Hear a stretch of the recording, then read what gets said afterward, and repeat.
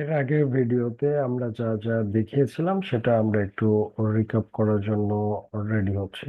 তো আমাদের রিক্যাপের ইস্যুটা হচ্ছে যে আমরা কি কি শিখেছিলাম আমাদের একটু দেখা দরকার। তো আমরা ইন্ডেক্সে বলেছিলাম যে আমাদের মার্কেট স্ট্রাকচার আমরা দেখাবো। তো এসএমসি স্ট্রাকচার আমরা দুই ধরনের দেখাবো, ওয়েক অফ দেখাবো, কমন স্ট্রাকচার আমরা দেখাবো, আইসিটি স্ট্রাকচার দেখাবো। একইভাবে আমাদের অ্যান্টি টেকনিক যে PY, SMC PY, ICT PY, VSA, price action, liquidity, refined PY, ড্রন liquidity and entry technique আমরা টোটালটা আমরা প্লে করব ইনশাল্লাহ। আর এখানে আমরা দেখিয়েছিলাম যে মার্কেটের একটা মুভমেন্ট, যে মার্কেট কিভাবে তার বেসিক মুভমেন্ট গুলো করে।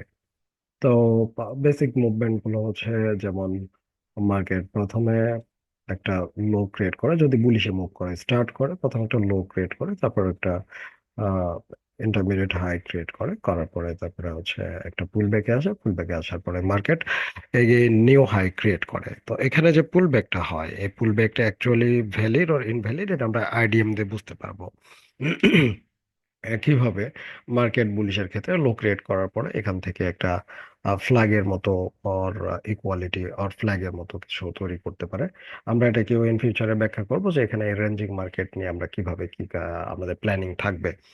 একইভাবে এখান থেকে যে একটা ফ্লো, যে অর্ডার ফ্লো ক্রিয়েট করতেছে, যে মার্কেট লো ক্রিয়েট করার পরে মার্কেট লো থেকে যখন হাই গেছে, হাই যাওয়ার পরে এখান থেকে যে একটা অর্ডার ফ্লো ক্রিয়েট করতেছে, এই অর্ডার ফ্লো যে একটা কি ধরনের লিকুইডিটি, এটাতে আমরা কিভাবে ব্যবহার করব। তারপরে মার্কেট যে হাই ক্রিয়েট করতেছে এটা আমরা জানতে পারবো। একইভাবে বুলিশের ক্ষেত্রে মার্কেট তার সেলে আসতেছে, এবং একটা পুল ব্যাক ক্রিয়েট করেছে, সেটাও আমরা বুঝতে পারবো আইডিএম এর মাধ্যমে। সেম লজিক বেরিসের ক্ষেত্রেও। সো আমরা আর এখান থেকে রিক্যাপ করার মতো তেমন কিছু নাই। প্রিভিয়াস ভিডিও আপনারা একটু দেখে নিলেই আমি আশা করি যে আপনারা এখানকার যে আমাদের আইডিএম রোলস গুলো জানতে পারবেন। যে এক নম্বর রোলস, যে আমাদের আগে হাইস্ট একটা ক্যান্ডেল পিক করতে হবে বুলিশের ক্ষেত্রে। এটা যদি আমাদের হাইস্ট ক্যান্ডেল হয়, হাইস্ট ক্যান্ডেল যে কোনো কালারের হতে পারে, বা bullish or bearish, red or green, যেটা যে কোনো একটা হতে পারে। তো সেই হিসেবে হাইস্ট ক্যান্ডেলের প্রথমে লো নিতে হবে, লোটাকে সুইপ করতে হবে, পরে বডি ক্লোজ করতে হবে। তো এটা হচ্ছে আমাদের rules number one. Rules number two হচ্ছে আমাদের প্রিভিয়াসলি এটা যদি আমাদের হাইস্ট ক্যান্ডেল হয়, হাইস্ট ক্যান্ডেলের নিচে বডি ক্লোজ করতে পারে, এটাও একটা আমাদের রুলস এর মধ্যে পড়ে, এটা সেকেন্ড রুলস। এবং এই প্রিভিয়াস ক্যান্ডেলের উপরে বডি ক্লোজ হতে পারে, এটা হচ্ছে আমার দুই নম্বর রুলস। তিন নম্বর রুলস হচ্ছে এটা যদি আমাদের হাইস্ট ক্যান্ডেল হয়, তাহলে এর নিচে যখন লো সুইপিংটা হয়, লো সুইপিং করার পরে এর উপরে যদি বডি ক্লোজ নাও করে, তারপরেও এটাকে আমরা হচ্ছে রুলস নাম্বার থ্রি অনুসারে আইডিএম পিক করে নিতে পারি। এটা হচ্ছে আমাদের বুলিশ সেট আপ। একইভাবে এটা হচ্ছে আমাদের বেরিশ সেট আপ। এখানে আমরা ডিটেইলিং করেছিলাম কিছু অ্যানোটেশন থেকে। আর এখানে হচ্ছে এখানেও একইভাবে আমরা অ্যানোটেশন করেছিলাম। আর এটা হচ্ছে আমাদের মার্কেটের থেকে উঠানো একটা চিত্র। এটা দেখে আমরা কিছুটা দেখানোর চেষ্টা করেছিলাম প্রিভিয়াস ভিডিওতে। আজকে আমরা সরাসরি লাইভ মার্কেটে যে অ্যানালাইসিস করব, যে আমাদের কিভাবে আমরা একটা আইডিএম কে মার্কিং করি। তো এটা হচ্ছে আমাদের লাইভ মার্কেট। এটা হচ্ছে এক্সইউ ইউএসডি, দ্যাট মিন একটা গোল্ড মার্কেট, 5 মার্কেটের 5 মিনিট মার্কেটের চার্ট। তো 5 মিনিট যদিও আপনারা প্রিফার করি না, স্টার্টিং এ আপনাদের ডেইলি বা উইকলি থেকে দেখা শুরু করতে হবে। তো আমি এটা বলে দিব আপাতত। আজকে আমরা কিছু লাইভ এক্সাম্পল শুধু দেখবো যে আইডিএম কিভাবে আমরা ড্র করব। তো এর আগে আমি একটু ছোট্ট করে একটু অ্যানোটেশন করে নেই, যে মূলত মার্কেট যখন লো থেকে হাই ক্রিয়েট করে, তারপর একটা পুল ব্যাকে আসে, এই পুল ব্যাকটা ভ্যালিড কিনা এইটাকে চেক করার জন্য মূলত আমাদের আইডিএমটা জানা জরুরি। তো আচ্ছা, আমরা এটাকে একটু চেক আউট করি যে কিভাবে আমরা আইডিএমটাকে পিক করব। তো এখান থেকে আমরা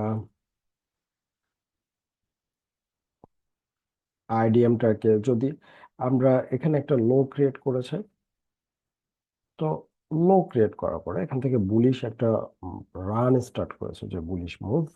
তো বুলিশ মুভের এখানকার সবচাইতে হাইস্ট ক্যান্ডেল কোনটা? এই ক্যান্ডেলটা হচ্ছে আমাদের হাইস্ট ক্যান্ডেল। আমি একটু জুম করি, তাহলে বুঝতে আরো বেশি সুবিধা হবে। যে এটা হচ্ছে আমাদের হাইস্ট ক্যান্ডেল। এটা যদি আমাদের হাইস্ট ক্যান্ডেল হয়, তো আমরা এই হাইস্ট ক্যান্ডেলটাকে, এর হাই এবং লোটা আমরা মার্ক করে ফেলবো। মিডল লাইনটা আমরা ইচ্ছা করলে বাদ দিয়ে দিতে পারি, আপাতত আমি বাদ দিয়ে দিচ্ছি। আর এটার কালারটাও আমি চেঞ্জ করে দিই, তাহলে আমাদের বোঝার খাতিরে সুবিধা হবে।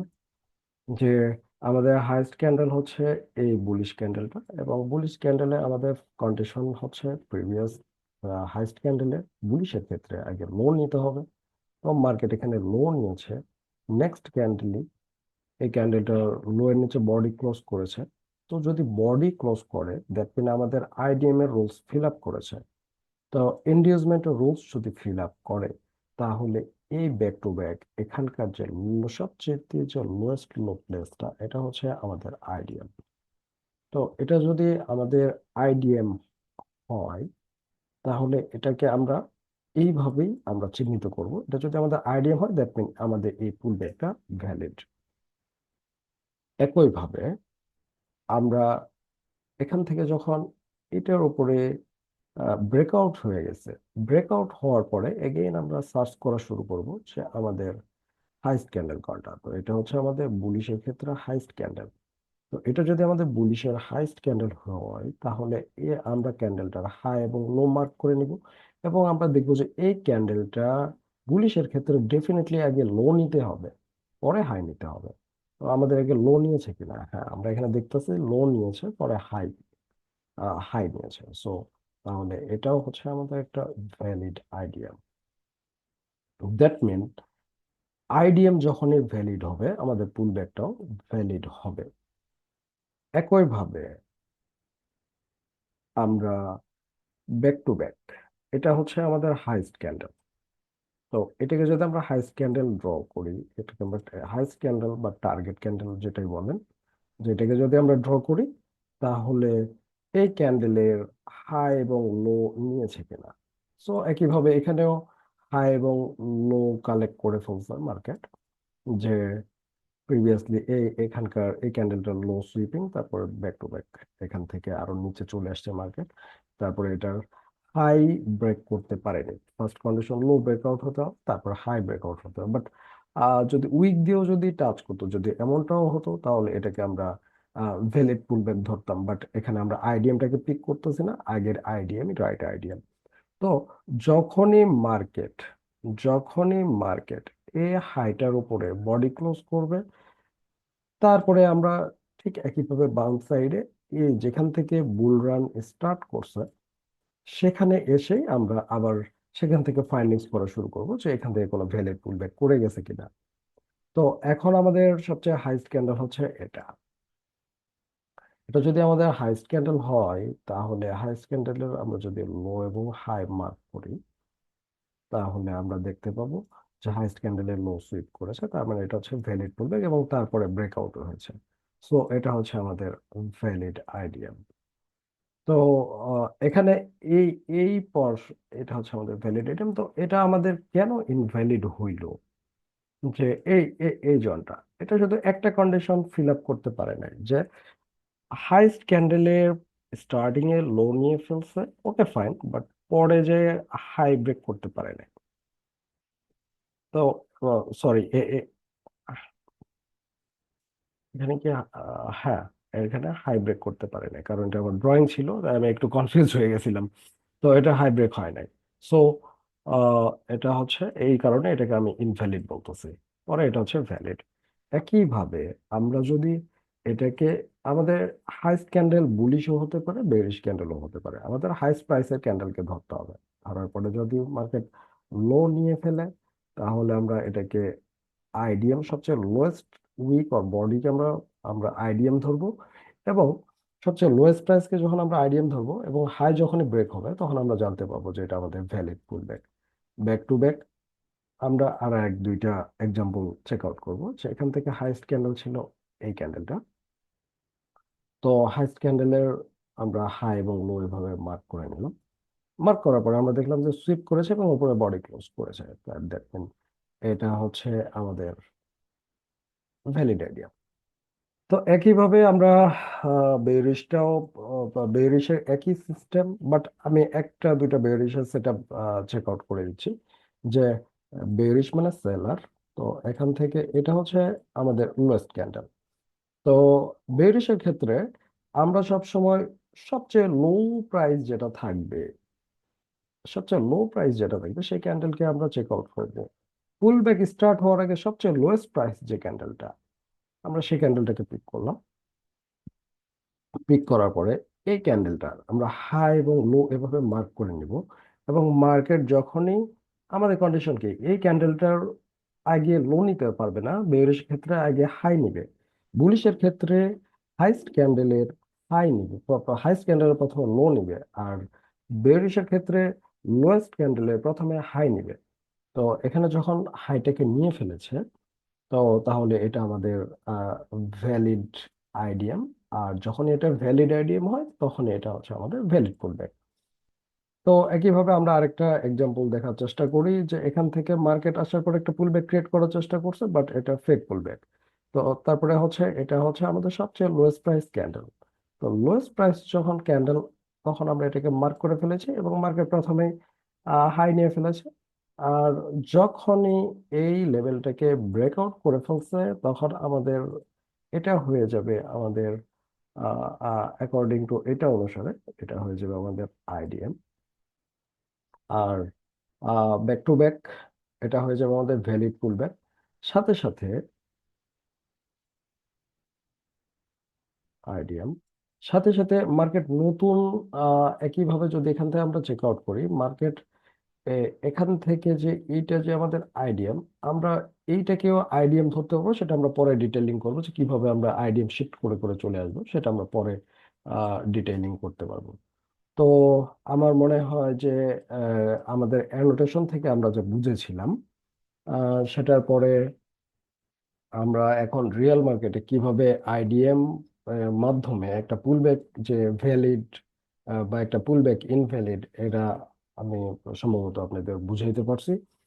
আহ, এরপরে আমাদের যেটা আপকামিং যে লেকচার থাকবে, যে আমরা পরের যে ভিডিওতে যাব, সেটা হচ্ছে আমাদের, আমি শেয়ার করার চেষ্টা করতেছি, জাস্ট এ মিনিট।